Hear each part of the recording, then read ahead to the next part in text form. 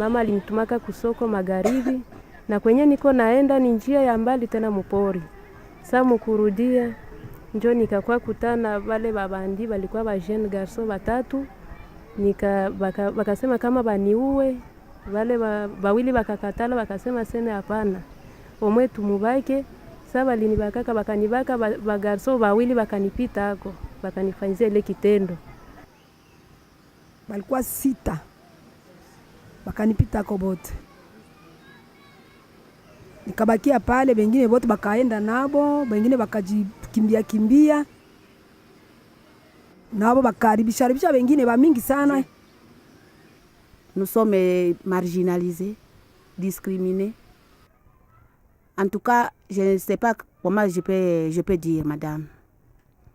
C'est pourquoi nous avons mis ensemble et fait notre statut des femmes déplacées de guerre, pour que l'État aussi nous connaisse.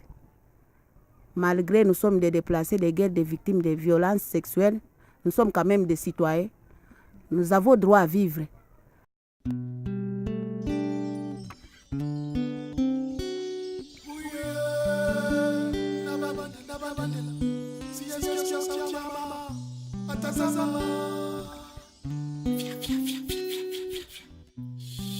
Nani kama mama tangu utotoni, wanani walilia kwenye shida, nani akujali, chakula akupigia, mavazi akufulia, kwa baba akutetea. Mama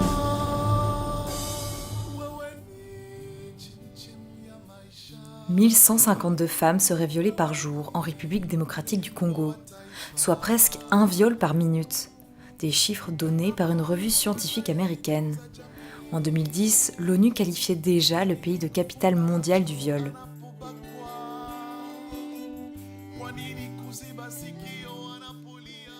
L'Est du Congo a connu beaucoup d'affres de guerre. Toutes les guerres depuis 1964 sont parties de l'Est du Congo. Si la plupart des guerres que nous avons eues autour des années 60 étaient des guerres internes, par la suite, les guerres ont eu un impact beaucoup plus régional. Le phénomène du viol n'est pas très nouveau, il faut l'avouer, parce que dans le temps, pendant le combat, des militaires l'utilisaient, en fait, commettaient des actes de viol. Mais disons qu'avec la guerre de 96, le viol a été utilisé comme arme de guerre. Et étant donné que le champ de bataille était beaucoup plus dans les provinces du Nord et du Sud Kivu, et c'est là qu'était concentré le plus grand nombre de groupes armés, ça expliquerait le fait qu'il y ait beaucoup de viols, beaucoup de cas de viols à l'est du Congo, notamment au Nord, au Sud Kivu et l'Ituri. Aujourd'hui, on n'a pas moins de 30 à 40 groupes armés qui opèrent. Et ces groupes armés commettent le viol en toute impunité. Le terme viol en swahili n'existait pas. Le terme a été ramené lorsque les viols ont commencé. On a dû se dire, mais comment est-ce qu'on traduit les viols? D'ailleurs, moi, je ne parle pas de violence sexuelle, moi, je parle de terrorisme sexuel. Parce que ça a été utilisé pour détruire tout le tissu social, détruire la femme, terroriser la population. Kwa nini kufunga macho anapobakwa? Kwa nini kuziba sikio anapolia? Nauliza, mbona kusahau pale ulipotoka? Niambie, wewe mnyama gani? Niambie, una nia gani? Nieleze, unataka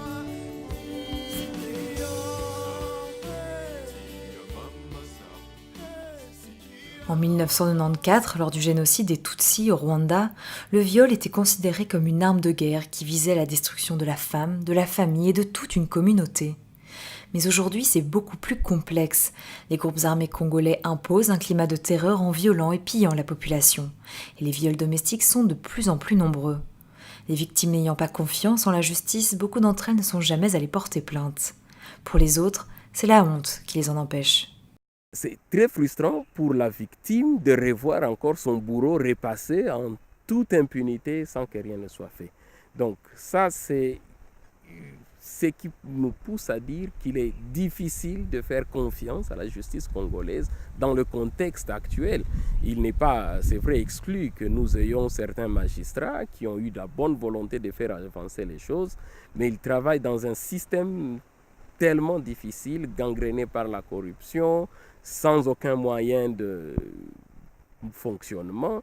Et donc, ça les place dans des situations très, très, très difficiles pour qu'ils puissent faire correctement leur travail.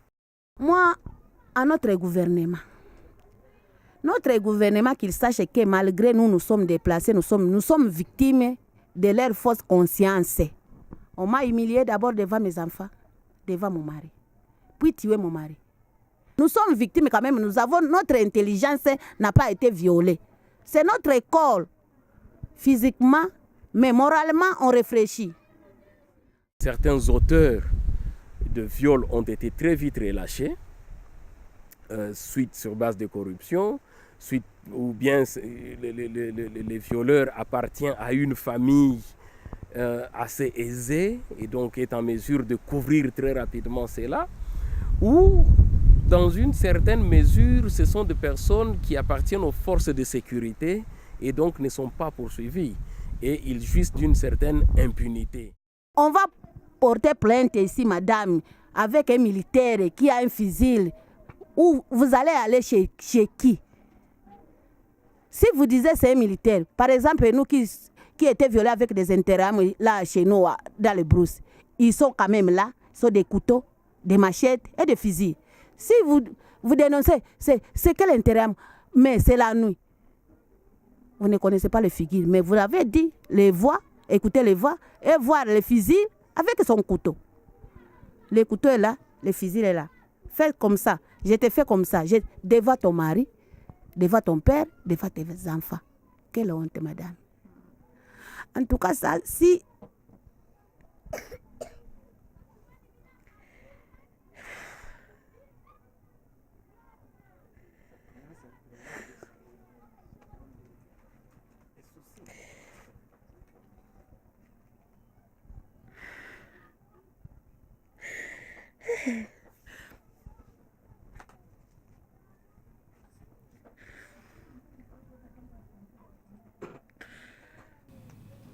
Encore traumatisée par cette expérience, Henriette se bat chaque jour pour sa survie. Elle a réussi à créer une association, AF Vocha. Son objectif, aider ses victimes à dépasser ces agressions, mais aussi changer la perception du viol par la population congolaise. Mais mon mari m'avait abandonnée à cause de ça. J'ai été violée. Il est parti, jusqu'à présent, il fait déjà 5 ans qu'il m'a abandonnée. Mais je continue à vivre toujours.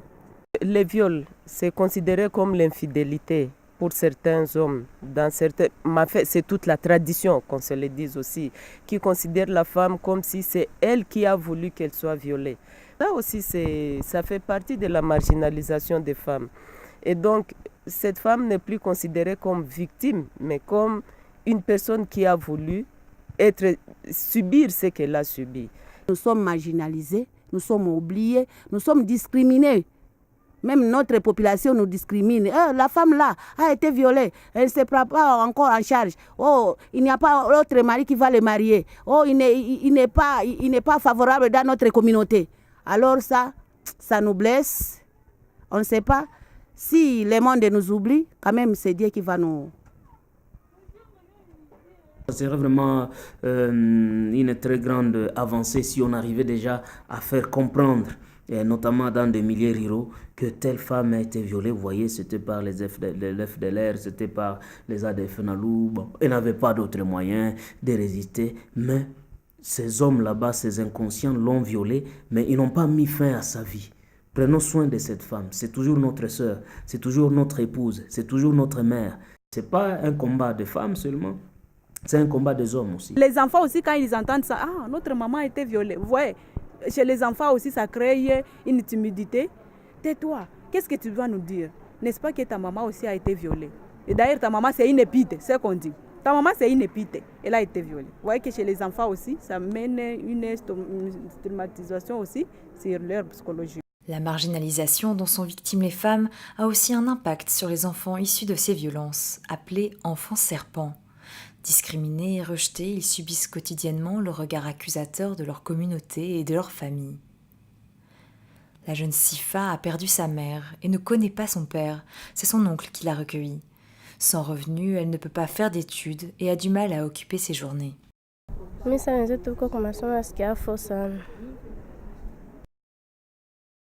Sina tena nguvu ya kutembea. Kukafika emwa nikapata retare ya mimba. Nasikia kanianzeli. Sema na sauti. Nasikia kanianzeli. Le serpent, c'est un animal à corps froid et un peu comme une anguille. Donc à chaque fois qu'on essaye de l'attraper, ça glisse et il va. Donc on ne sait pas où il va. Et on a peur du serpent. Donc moi, ce que j'ai entendu, c'est pour ça qu'on appelle ces enfants-là les enfants serpents. Le serpent, c'est quelque chose de démoniaque, d'absolument abominable. Dans la communauté, en général, ils sont rejetés parce que souvent, on attribue ces enfants à des viols commis par des réfugiés, des Hutus rwandais, donc des Interamwe. Donc souvent, ils sont rejetés parce qu'on dit, mon Dieu, quand ils vont grandir, ils ont ce sang Hutu, ils vont venir tuer, nous occuper nos terres, etc. Donc des croyances un peu dingues. La plupart d'enfants qui sont nés du viol représentent d'une manière ou d'une autre pour ces communautés l'image de leurs agresseurs. Image d'agresseurs qui ont tué, qui ont massacré et effectivement qui ont signé leur acte par le viol.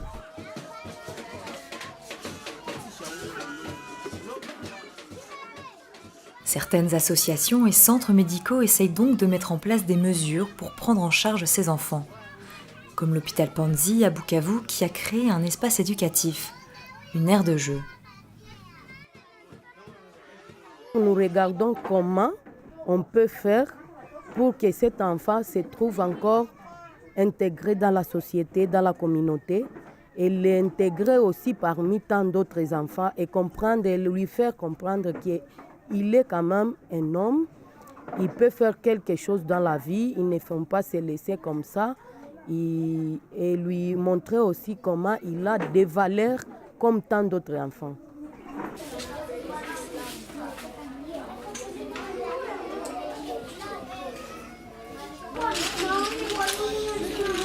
Et là, ils vont faire des dessins au choix? Oui, ils vont faire les dessins au choix. Et après, vous analysez les dessins Bon, l'analyse, c'est un peu difficile, mais on fait seulement les remarques, on donne les remarques. Et s'il y a quelque chose qui n'a pas été bon dessiné, on donne les remarques pour qu'à la prochaine occasion, il soit bien dessiné.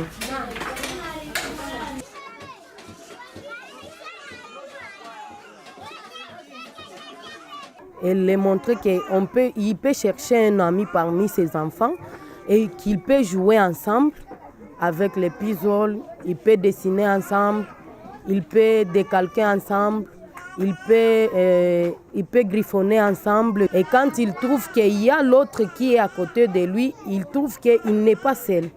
Il trouve qu'il est aussi un enfant parmi tant d'autres enfants.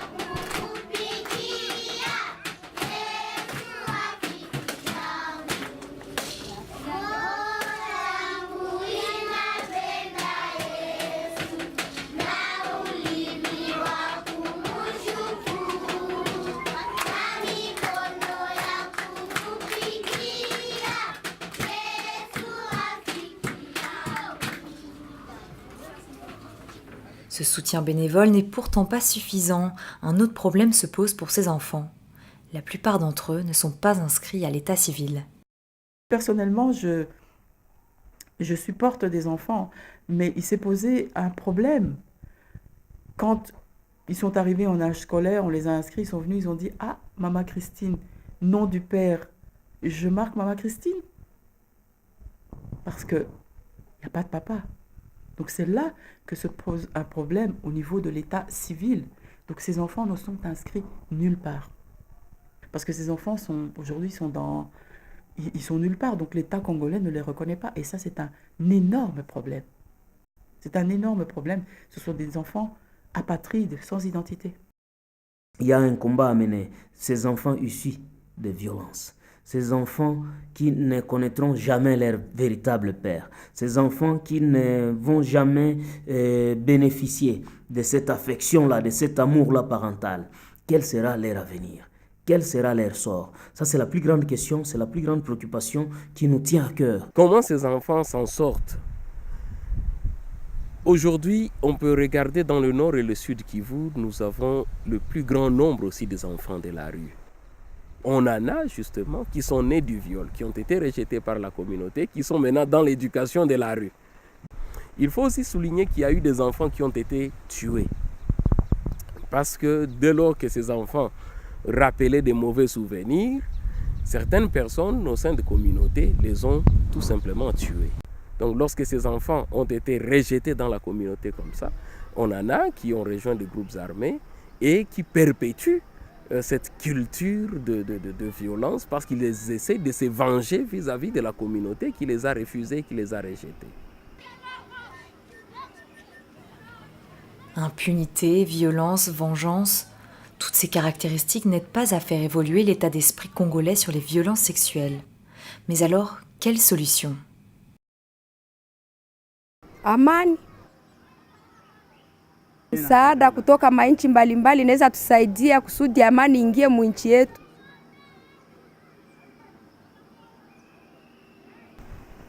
Le système judiciaire d'abord doit être fonctionnel. La répression, elle doit être sérieuse. Je pense que tout le pays est en chantier. Mais ce que je dois dire, pour le moment, on est dans un pays post-conflit où tout est urgent et prioritaire. Donc il faut savoir où est-ce qu'on met la priorité. Pour moi, la priorité, c'est d'abord la sécurité. Je ne soutiens pas qu'on puisse seulement punir les délinquants, mais également tous ces hauts placés qui continuent à avoir des liens avec les groupes armés, qui continuent à les alimenter. Et ça pourrait contribuer significativement à la baisse de ces phénomènes de violence sexuelle et par ricochet des enfants nés de violences sexuelles. Je pense qu'un des grands travaux qui devrait être fait, c'est au niveau de la communauté. Ces enfants n'ont pas de problème, mais c'est la communauté elle-même qui a des problèmes. Parce qu'au sein de la communauté, nous protégeons parfois des auteurs de violences sexuelles. Ces gens ne sont pas sévèrement punis. Et donc ça fait en sorte que ça puisse avoir un impact sur les cas de viols.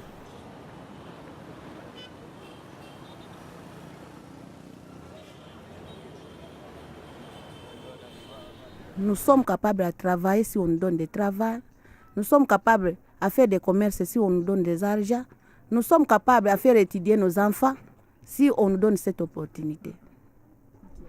Nasikia niko nangu, na nasikia mzuri kidogo mumwili. Mais sina kidogo, sina tagisi ya kuishi. Ndio. Niko bien, nasikia mzuri, mwili iko sawa. Nasikia niko force. J'ai la force aussi. Je trouve que ces femmes sont des femmes fortes, des femmes auprès desquelles nous trouvons aussi des leçons morales. J'ai déjà rencontré des femmes qui sont vraiment, qui vivent avec des tendances suicidaires, qui n'ont plus envie de vivre en fait, puisqu'ils ne voient plus l'avenir, ils ne voient plus la vie, mais qui se battent encore pour l'harmonie dans leur famille.